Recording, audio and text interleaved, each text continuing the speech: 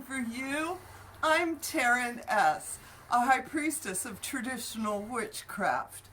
I'm a crossroads witch, where we embrace both the dark and the light. And I've been brewing magic for almost 40 years now. Come on in, let's brew some together. Hello, hello! I am just so excited to see everyone out there, all you witches who have been leaning into this channel. It has just been so amazing. And one of the more popular, I guess, subjects, topics that a lot of folks have left comments about, I've gotten questions on, is more about the goddess Hecate. All right? And I want to tell you some more, Probably why I'm shooting this video, okay? I do have two previous videos, one where I'm talking about the altar to Hecate, and then I also have another one where I'm just talking about it, are you leaning into Hecate? Is Hecate leaning into you? And this video, I want to talk a little bit more about who the goddess Hecate is in our today's world, modern neo-pagan, modern witchcraft space, all right? And y'all know, of course, I keep looking down here because I have notes on it and everything else. And I want to start with the story of Persephone and Hades. Hades is that dude, that god of the underworld guy that tricked Persephone into going down to the underworld. She stays there for 6 months. That's why we have winter. She comes out, and that's why we have spring.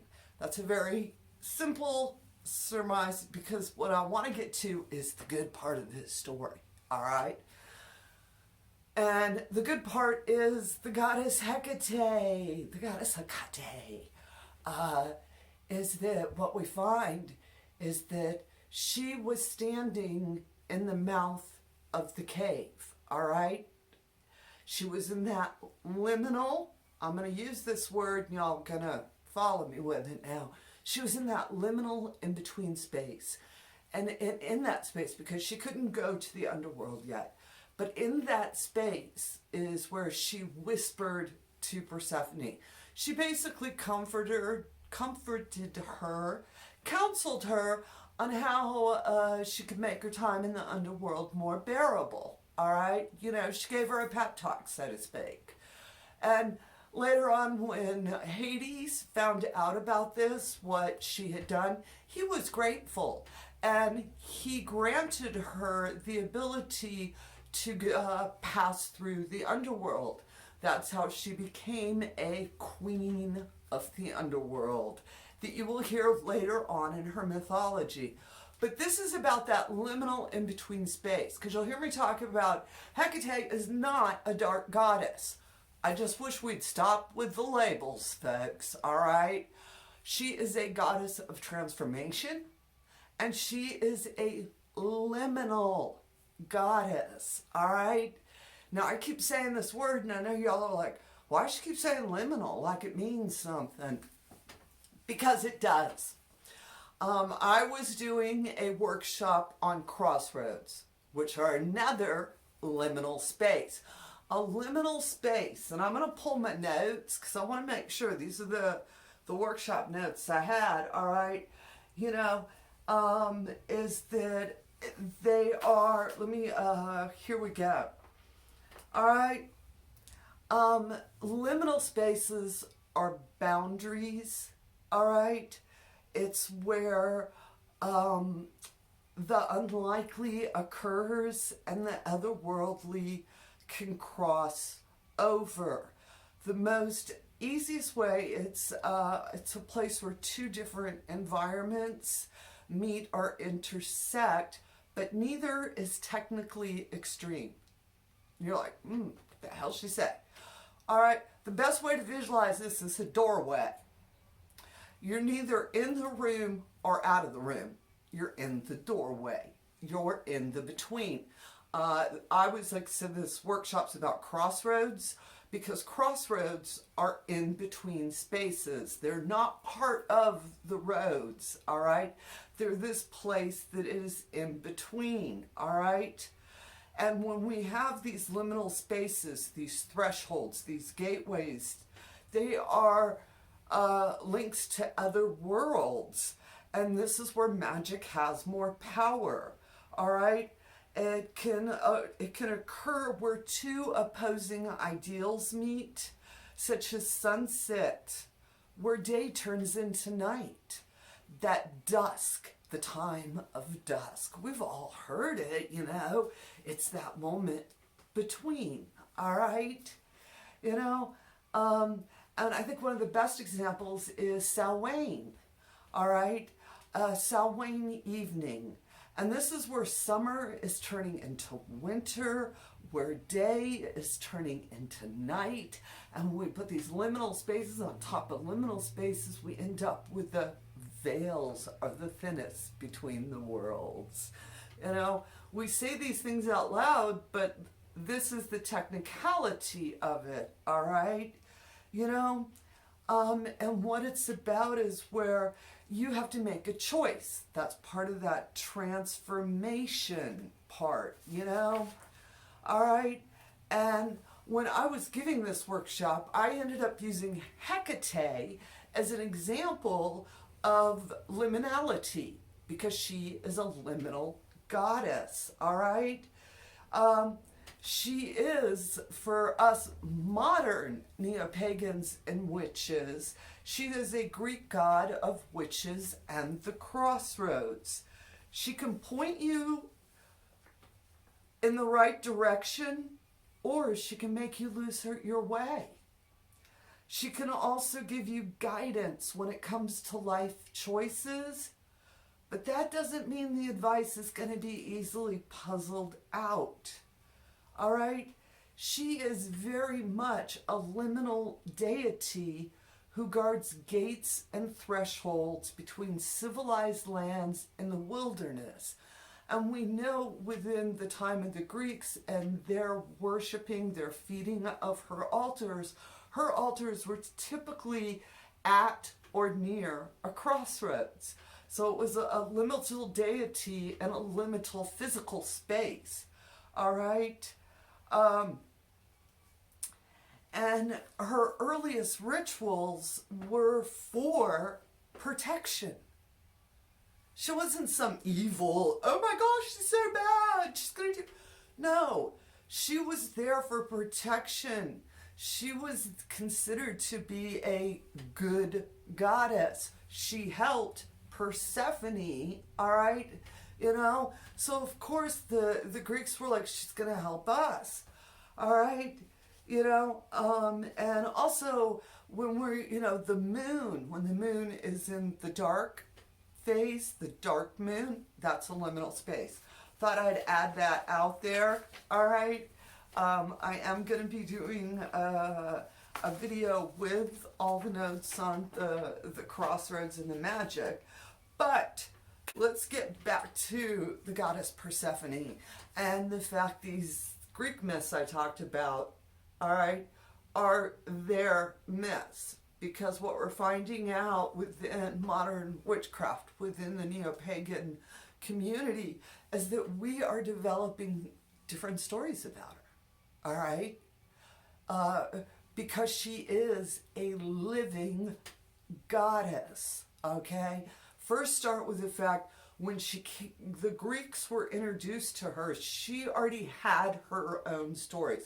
They just incorporated, and then they started feeding her altars, they developed relationships with her, and they had their stories with her, all right? I very much believe that the goddess Hecate comes to us in the way we need to see her.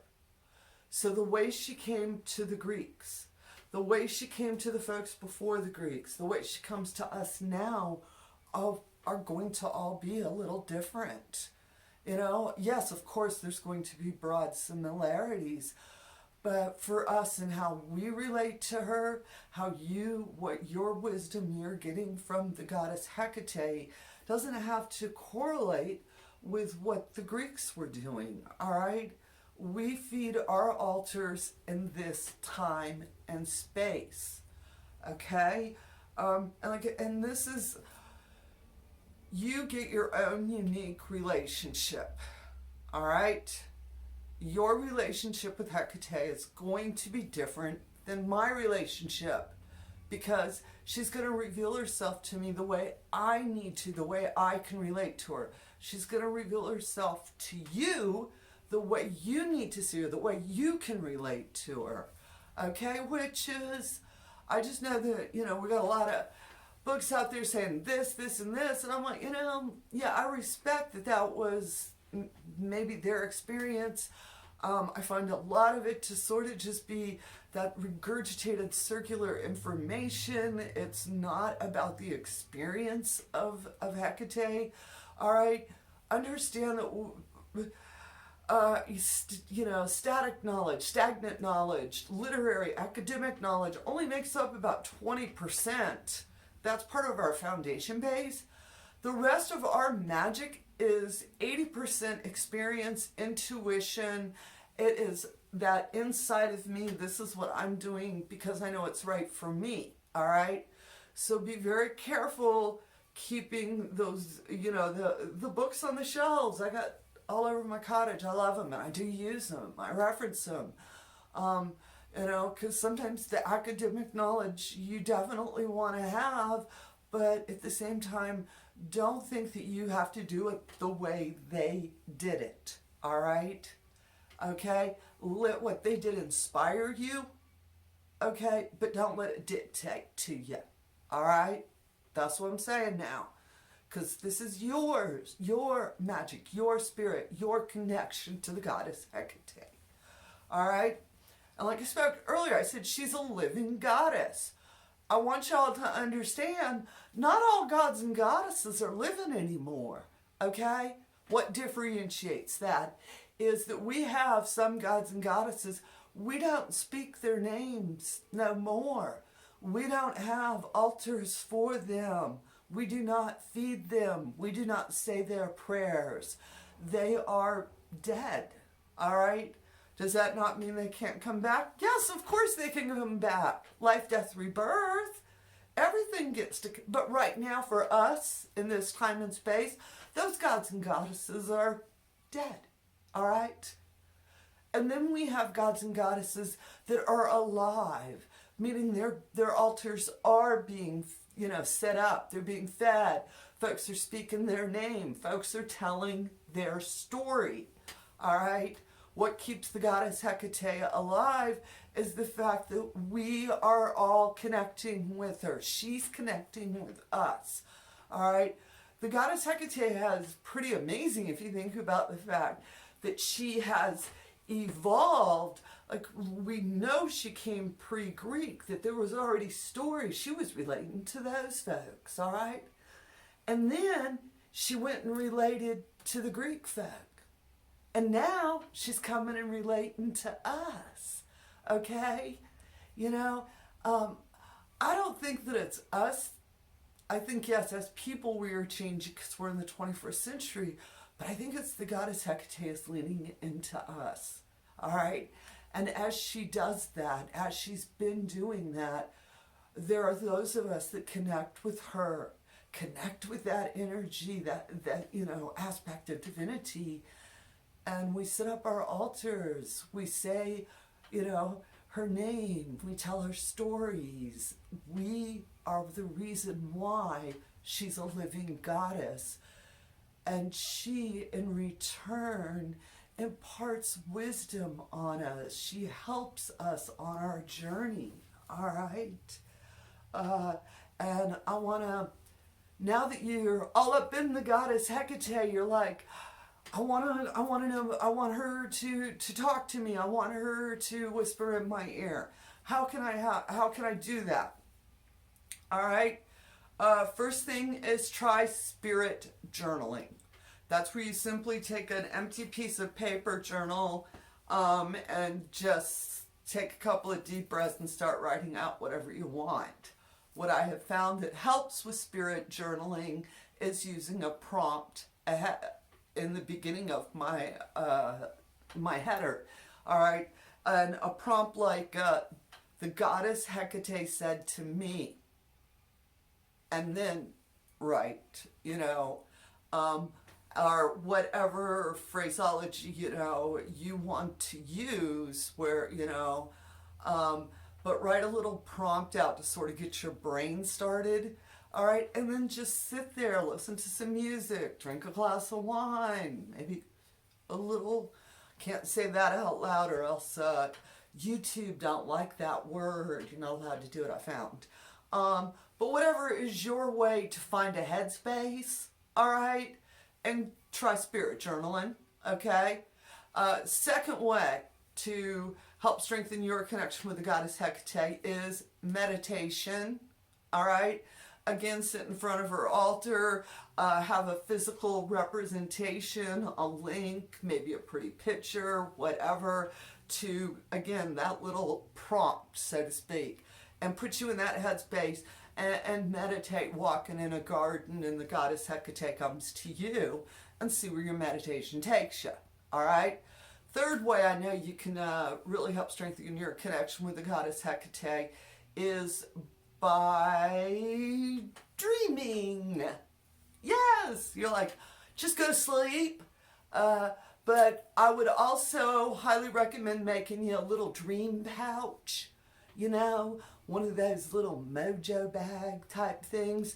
Basically get you a little pouch bag, put in some representations of Hecate, maybe write out a petition, write out what your, you know, goddess Hecate, could you please blah, blah, blah, or I wouldn't ask that. I would be more like, you know, I'm wanting to develop a relationship with you, you know, or something along those lines.